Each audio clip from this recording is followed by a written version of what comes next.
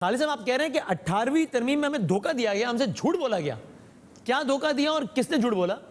وسیم دیکھیں 18ویں ترمیم جو ہے نا وسیم 18ویں ترمیم تھی ڈیولوشن آف پاور کے لیے، لیکن 18ویں ترمیم کے ذریعے صرف ایکیومولیشن آف پاور ہوا ہے. 18ویں ترمیم اس لیے تھی کہ وفاق سے کچھ سبجیکٹس لے کر، کچھ محکمے لے کر، صوبوں کو اور صوبوں سے کچھ محکمے لے کر تھرڈ ٹیئر آف گورنمنٹ جو بنیادی جمہوریت ہے، جو کہ عوام جس کے ثمرات عوام کے دہلیز تک پہنچتے ہیں، وہاں پہ شفٹ کرنی چاہیے. اچھا 18ویں ترمیم میں اسی حوالے سے ایم کیو ایم نے آرٹیکل 140A ڈلوایا تھا جو انشور کر رہا تھا اس بات کو کہ یہ devolution he who, accumulation of power نہ ہو، ایکیومولیشن آف وسائل نہ ہو. اچھا تو سوری آپ کو آرٹیکل 140 سے بڑا نا کہ 18 اگر اس پر اس کی اسپرٹ میں عمل درآمد نہیں ہوا صحیح سے، تو اس کا مطلب مسودے میں تو کوئی مسئلہ نہیں ہے نا، اس کی ایگزیکیوشن صحیح نہیں ہوئی، تو اس کا مطلب ایگزیکیوشن صحیح ہونی چاہیے، نہ کہ مسودے کو چینج کرنا چاہیے. رائٹ، دو باتیں ہیں. ایک تو یہ کہ اگر لیکن کوئی نہ کوئی امبیگوٹی ہے، یعنی کہ ویسے تو ہے لوگوں کو یہی پرابلم ہے. مجھے یہ کہنے کی اجازت دیجیے وسیم کہ ہمارے اس آئین میں بہت ساری امبیگوٹی ہے اور وہ انٹینشنل ہے تاکہ طاقتور اپنی مرضی کی تشریح کر سکے اس کی. اچھا تو اس معاملے میں بھی شاید اسی لیے ہم عدالتوں میں گئے ہیں جن کو کہ آخری فیصلہ دینا ہوتا ہے کہ جو آئین میں لکھا ہے اس کے دراصل معنی کیا ہے. دیکھیں اس میں تو وضاحت سے یہ لکھا ہوا ہے کہ مزید کا مقصد یہ ہے کہ جو اس وقت 18ویں ترمیم سے پہلے جو اختیارات بلدیاتی نظام کے پاس تھے اس میں مزید اضافہ کیا جائے، نہ کہ آپ اس میں سے مزید لے لیں اپنے پاس. تو یہ تو ہوا ہے، دھوکہ ہوا ہے پوری قوم کے ساتھ، اور قوم کے ساتھ، سیاستدانوں کے ساتھ نہیں ہوا، قوم کے ساتھ ہوا ہے. یہ جناب جن کو عمل درآمد کرنا تھا، جن کو کرنا تھا آئین میں حکومتوں کو کرنا تھا، صوبائی حکومتوں کو کرنا تھا. تو اس وقت اور وفاق کی بھی ذمہ داری تھی، وفاق کی بھی ذمہ داری تھی کہ اس پہ عمل درآمد کرواتی. وہ نہیں کروایا گیا، اس میں بہت بری طرح ناکام. پاکستان کی 3 بڑی پارٹیاں ہیں، آپ تینوں کو یکساں ذمہ دار سمجھتے ہیں اس کا؟ میں سمجھتا ہوں کہ دیکھیں میں 1-2 باتیں کر رہا ہوں نا. جی ایک تو بات یہ ہے کہ آئین میں جو ڈلوایا گیا ہوستا ہے نیک نیتی سے یہ سمجھا گیا ہوگا کہ یہ کہہ دینا کافی ہے جو کچھ لکھا ہوا ہے آرٹیکل 140A کے بعد. لیکن میں سمجھتا ہوں کہ اتنی ہمیں چاہیے تھا کہ اس پہ مزید وضاحت ڈلوا دی جاتی. مجبوریاں ہیں، آئین کو اتنا ضخیم قسم کا نہیں ہونا چاہیے، لیکن پھر بھی ہمارے ملک کی اپنی مجبوریاں ہیں تو یہ ڈلوا دینا چاہیے تھا، نہیں ڈلوائی. لیکن جن لوگوں کو امپلیمنٹ کرنا تھا، میں یہ کہتا ہوں کہ نیشنل فائنانس کمیشن کو اس وقت تک نہیں ہونا چاہیے جب تک پروونشن فائنانس کمیشن نہ ہو، اور یہ ایک ہی چھت کے نیچے ہونی چاہیے اور ایک ہی فارمولے کے تحت ہونی چاہیے، یعنی آبادی، ریونیو اور غربت. آپ ایک ساتھ لے کے بیٹھیں اسلام آباد میں صوبائی حکومتوں کو، آپ ان کا جو حصہ بنتا ہے وہ آپ دیں ان کو، اور اسی وقت اسی فارمولے کے تحت یہ سارا اسی فارمولے کے تحت ڈسٹرکٹ تک وہیں سے تقسیم ہو جانا چاہیے. جب 18ویں ترمیم منظور ہو رہی تھی اس وقت ایم کیو ایم نے اس حوالے سے، اور ایم کیو ایم اس کی سگنیٹری ہے، تب ان حوالوں سے کوئی اختلافی نوٹ لکھا تھا ایم کیو ایم نے؟ اچھا میں وہ اس کے بارے میں یہ جو 140A ڈلوایا تھا تو اسی لیے ڈلوایا تھا کہ اس وضاحت نہیں ہو رہی. اس کے بعد وہ شاید یہ سمجھ رہے تھے، میں یہاں نہیں تھا اس زمانے میں، ایگزائل میں تھا، تو میری بھی وہاں سے بات ہوتی تھی. لیکن اس کو اس وقت شاید یہ سمجھا جا رہا تھا کہ یہ نیک نیتی سے ہو رہا ہے تو اس پہ عمل درآمد بھی ہوگا، لیکن نہیں ہوا. ہمیں تاریخ کو اگر ہم سامنے رکھتے تو ہمیں احتیاط برتنی چاہیے تھی. میں یہ اعتراف کرتا ہوں. اچھا رائٹ. اب ایم کیو ایم یہ سمجھتی ہے کہ 18ویں ترمیم میں ترمیم ناگزیر ہے؟ جی بالکل ہے. میں تو بلکہ یہ کہوں گا کہ 18ویں ترمیم میں مکمل عمل درآمد کو یقینی بنایا جائے، اور عمل درآمد میں اگر کچھ رکاوٹیں ہیں تو اس حوالے سے ترمیم کر دی جائے. آرٹیکل 140 سے بڑا واضح ہے جس میں لکھا جا رہا ہے کہ مزید اختیارات دیا جائیں، یعنی آپ کو رکنا چاہیے، آپ کو دیکھنا ہی چاہیے کہ جس وقت ترمیم ہوئی تھی 18ویں اس وقت تک کتنے اختیارات تھے. اب اس میں مزید کون سے اختیارات دیے جانے اس پہ بات ہو جانی چاہیے. تو سب سے پہلے تو وہ اختیارات بلدیات کو جو 18ویں ترمیم سے پہلے تھے وہ تو واپس ہونے چاہیے فوری طور پر. یعنی خالد صاحب میں ذرا اس گفتگو کو ذرا سہل بنانے کے لیے سوال پوچھ رہا ہوں کہ ایک لمحے کو اگر ہم فرض کر لیں کہ 18ویں ترمیم میں جو لکھا ہے اس پر بے عینی عمل شروع ہو جائے تو پھر آپ کے سارے تحفظات دور ہو جائیں گے، یا آپ کو لگتا ہے کہ نہیں ڈاکیومنٹ میں اٹ سیلف بھی مسئلہ ہے، اگر اس پر مکمل عمل ہو بھی جاتا ہے تو بھی ڈاکیومنٹ میں مسودے میں کچھ تبدیلیاں پھر بھی ناگزیر ہیں، وہ تو ہونی چاہیے؟ اچھا وسیم، اس میں ایک بات یہ ہے کہ مجھے لگ رہا ہے کہ بڑا وضاحت سے ہے لیکن نہیں ہونا نا عمل درآمد، تو کوئی ایسا لفظ یا ایسی شق ضرور آ جانی چاہیے جس کے بعد مینڈیٹوری ہو جائے کہ کوئی اس سے جان نہیں چھڑا سکتا. صوبائی خود مختاری بہت اہم ہے لیکن ایک عام پاکستانی کی خود مختاری اس سے زیادہ مقدم ہے. ایک ایسی جمہوریت جس کے ثمرات عام پاکستانیوں کے گھروں کی دہلیز تک نہ پہنچ سکے وہ جمہوریت بے معنی ہے. تو میں یہ بڑے یقین سے سمجھتا ہوں کہ جمہوریت ہی واحد راستہ ہے جس پہ چل کے پاکستان جس مقصد کے لیے بنا تھا اس مقصد تک پہنچ سکتا ہے. یہ بات بھی صحیح ہے کہ عمل درآمد ہونے لگے تو بڑا مسئلہ حل ہو جائے گا، لیکن آپ نے بھی بہت صحیح نقطہ اٹھایا ہے کہ ضرور کوئی ایسی چیز ایڈ ہونی چاہیے جس کے بعد اس بات کو یقینی بنایا جائے اور جو نہ بنا رہا ہو مجرم قرار دیا جائے، جمہوریت کا بھی آئین کا بھی. صحیح ہے، ٹھیک ہے.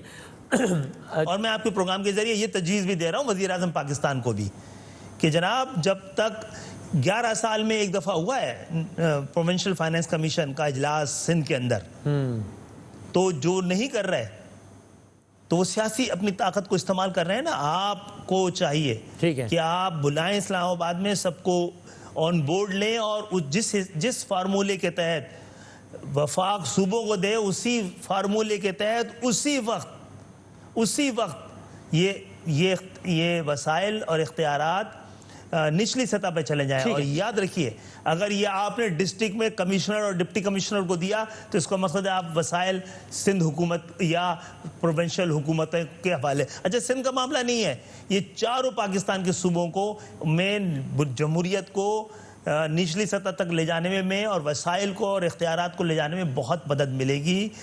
دیکھیں اب یہ تو ہوئے نا خالد صاحب آپ کہہ رہے ہیں ہونا چاہیے. اب آپ بتائیے آپ کو یہ عملاً ممکن کتنا لگتا ہے؟ ظاہر ہے آپ سے بہتر کون جانتا ہے کہ آئین میں ترمیم کا مطلب ہے 2/3 میجورٹی.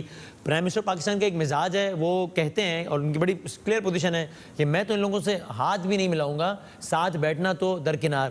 اپوزیشن پارٹیز کیا اس معاملے میں ان کو پھر سپورٹ کریں گی تاوقت ہے کہ اس سطح کی میٹنگ نہ ہو، یا تاوقت ہے کہ اپوزیشن پارٹیز دو باتیں اپنی بھی نہ منوا لیں اندر خانے؟ تو یہ سارا جو ایک کمپلیکس پولیٹیکل سینیریو ہے، آپ کو اپنی یہ خواہش کی حد تک یہ ہوتی نظر نہیں آتی؟ کیسے عمل ممکن ہو پائے گا یہ؟ بالکل صحیح، بہت بالکل مناسب سوال ہے. پہلی بات تو یہ ہے کہ ہم تو گئے ہوئے عدالتوں میں، صحیح ہے، تو پہلی بات تو عدالتوں کو اس پہ مقدمہ چلانا چاہیے، 1 منٹ میں اس کا فیصلہ ہو جائے. ایک معاملہ تو یہ ہوگا. دوسرا معاملہ ہے 2/3 کی میجورٹی. بالکل ایسا نہیں ہونا ہے، کیونکہ میں ایک سیاسی جماعت جو کہ اپنے دور اقتدار میں بار بار ضمنی انتخابات جیتے رہے، تو ان کے بڑے اہم لیڈر سے میں نے بات کی کہ بھائی آپ تو بار بار جیت رہے ہیں، آپ کو کیا خوف ہے، کیا خطرہ ہے کہ آپ اپنے لوگوں کو جہاں سے آپ کو ووٹ مل رہا ہے مستقل، ان کو اختیارات نہیں دینا چاہتے؟ نیچے آپ کے کارکنان ہی ہوں گے اگر آپ بلدیاتی نظام کو مضبوط کر رہے ہوں گے، آپ ہی کے اپنے لوگ ہیں. تو انہوں نے کہا ہمارے ایم پیز تیار نہیں ہوتے. تو جاگیردارانہ جمہوریت کے جو ثمرات ہیں اس کو تو آپ اور ہم دونوں محسوس کر سکتے ہیں، اور اس کے بغیر چلنا نہیں ہے. اس جاگیردارانہ جمہوریت سے کچھ ملنا نہیں ہے جب تک ایسا ایوان جس میں کہ عام خاندانوں کے بجائے عام پاکستانی نہ بیٹھا ہو، جس میں کسانوں کی نمائندگی کسان اور مزدور کی نمائندگی مزدور نہ ہو رہا ہو. میں اور آپ اسی طرح روتے رہیں گے. تو اس کا مطلب آپ کو بھی کوئی بہت زیادہ آپٹمسٹک نہیں ہے اس حوالے سے؟ ٹھیک ہے، اب بس جاتے تھے اس حوالے سے نہیں ہے، لیکن بہت سارے یہ دیکھیں بلدیاتی جو الیکشن ہوا ہے نا، آپ کو پتا ہے وسیم کہ یہ حکمرانوں نے نہیں کیا، جاگیردار حکمرانوں نے اس کا فیصلہ نہیں کیا، عدالتوں نے کروایا. یہ فیصلہ بھی عدالتوں نے اور یہ کام بھی عدالتوں کو کروانا چاہیے. رائٹ، ٹھیک ہے.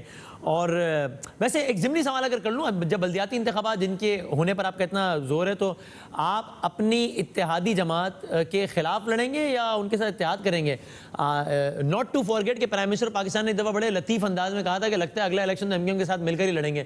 تو پی ٹی آئی کے ساتھ مل کر لڑیں گے یا پی ٹی آئی کے خلاف لڑیں گے بلدیاتی الیکشن؟ سو نائس آف ہم، مگر ان کی اچھی خواہش تھی، لیکن اب تک کی ہماری اس خواہش کو پورا کریں گے نا کہ اب آپ نہیں، میں یہ کہہ رہا ہوں نا کہ ہماری تاریخ تو یہ ہے کہ کبھی ہم نے انتخابی اتحاد نہیں کیا ہے، بعد میں اپنے لوگوں کا مینڈیٹ لینے کے بعد اور یہ بھی تاریخ فیصلہ کیا ہے کہ اپوزیشن انتخابات کے بعد ہمیشہ اتحاد کر لیا ہے نہیں، ہر بار بھی نہیں کیا ہے، اس کو بھی سیکوینس میں دیکھنا چاہیے، ہر بار بھی نہیں کیا، بعض اوقات ایسی صورتوں میں ہی کیا ہے۔ پچھلی دفعہ تھے نا نواز شریف صاحب کی حکومت کو نہیں ضرورت تھی ہمارے ووٹوں کی، تو نہیں کیا، کہنے کے باوجود بھی نہیں کیا، ابھی نہ کرتے تو بحران پیدا ہو جانا تھا نا یار، 88 میں نہ کرتے تو وہ جمہوریت جو بڑی مشکل سے آئی تھی پرابلم پیدا کر دیتی نا، 93 میں بہت دباؤ کے باوجود بھی نہیں کیا نا پیپلز پارٹی سے۔ ابھی چلیں ایک طویل بحث ہے تاریخ کے حوالے میں، نہیں آتا کہ 88 میں جب پھر بے نظیر صاحبہ آئیں، وہ لکھتے ہیں اسلم بیگ صاحب تحریک عدم اعتماد لانی تھی، تو انہوں نے کے ایم آر صاحب نے اپنی کتاب میں لکھا کہ اسلم بیگ صاحب نے کہا کہ ایم کیو ایم تو میری جیب میں تحریک عدم اعتماد لانی ہو تو مسئلہ نہیں ہے، تو خیال اب میں اس میں نہیں جاتا، پھر وہ ماورائے عدالت قتل کے معاملات چلے اور اس سے ہسٹری میں بھی نہیں جاتے، لیکن ابھی آپ نے پی ٹی آئی کے خلاف ہی لڑنا ہے، اس کا دیتے ہے الیکشن بلدیاتی۔ جی، پی ٹی آئی کا یہ حق ہے نا کہ وہ یہاں پر الیکشن لڑے، اس کے تو 14 سیٹیں، ہماری تو صرف 4 سیٹیں ہیں شہر کے اندر، تو ان کا بھی حق ہے کہ وہ، لیکن اگر جینوینلی الیکشن ہو گئے تو صورتحال کچھ بھی ہو سکتی ہے، اور ہم ہاریں یا جیتیں، صرف جیتنے کے لیے تو الیکشن نہیں لڑا جاتا، اصولوں کے لیے لڑا جاتا ہے، آپ اپنے طریقہ کار کے تحت لڑتے ہیں، تو ہم سمجھتے ہیں کہ ہمیں تو الیکشن اپنے طور پہ لڑنا چاہیے، پھر بعد میں اس کے نتائج کے بعد ہم فیصلہ کر سکتے ہیں بیٹھ کے کہ کس کی مدد کرنی ہے میئر بنانے کے لیے۔ اب تک تو ہمیں ضرورت نہیں پڑی ہے، اور میں سمجھتا ہوں کہ ڈس فرنچائز کیا گیا ہے سندھ کے شہری علاقوں کے لوگوں کو گزشتہ 40-50 سال میں۔ اور آخری بات یہ بتا دیں کہ اب آپ کے وفاق سے اختلافات اب تو ختم اگر نہیں بھی ہوئے تو اس نہج کے تو ہرگز نہیں رہے نا جو آج سے کچھ ہفتوں پہلے تھے، کہ جس کے نتیجے میں آپ لوگ ایک منسٹری بھی چھوڑ دی، خود آپ منسٹر تھے، اور دیکھیں میں ایک چیز پہلے بھی ریپیٹ کرتا رہا ہوں، دیکھیں یہ بھی اس کو بھی صحیح کر دوں، جب پہلی منسٹری مل گئی تھی نا، دوسری منسٹری کے حوالے سے کسی ایک دن بھی شروع کے ابتدائی دنوں کے علاوہ 2 باتیں کی گئی تھیں۔ ایک تو میں نے کہا تھا کہ بھائی آپ نے اس وقت اچانک میرا نام دے دیا تھا تو میرا نام ایک تو تبدیل کریں، اور دوسرا یہ کہ دوسری دینی تھی تو وہ دے طے ہوا تھا، لیکن ہم نے اس پہ کبھی دباؤ نہیں ڈالا۔ ابھی یہ جو جس کو آپ بحران کہتے ہیں، اس میں بھی آپ تمام پریس کانفرنسیں سن لیں، کبھی دوسری منسٹری کی بات نہیں کی ہے، وہ ان کا وعدہ ہے، ان کو نبھانا ہے، لیکن ہم ایک منسٹری میں ہی جتنے مسائل رہے تو اس کے بعد میں سمجھتا ہوں ہاں اب کیا ہے کہ جو وعدے کیے گئے تھے نا، وہ جو کہ سندھ کے شہری علاقے جہاں سے ہمارے پاس ریپریزنٹیشن ہے، اور کبھی کبھی ہمارے مطالبے اس لیے بھی ہوتے ہیں کہ پی ٹی آئی کو بھی یقین بھی آ جائے اور یاد بھی آ جائے کہ اس وقت بڑا مینڈیٹ ان کے پاس ہے شہر کا، تو اس کے لیے جو مانگنا ہے اس پہ کچھ پیش رفت ہوئی ہے، لیکن آپ کے پروگرام کے ذریعے میں دوبارہ بتا دوں کہ اس کی ابھی بھی رفتار تکلیف دہ حد تک سست ہے۔ یعنی لفظ اطمینان بخش استعمال کرنا اس صورتحال کے لیے ذرا غلط ہوگا؟ کام ہو رہا ہے اور مجھے یقین ہے کہ ابتدائی ایک مرحلہ طے ہو گیا ہے، لیکن اطمینان کے لیے تھوڑی سی اور گنجائش پیدا کرنی چاہیے۔ تھوڑا سا آپ کو ٹھیک، بہت شکریہ جناب خالد محمود صدیقی صاحب ہمارے ساتھ موجود ہیں۔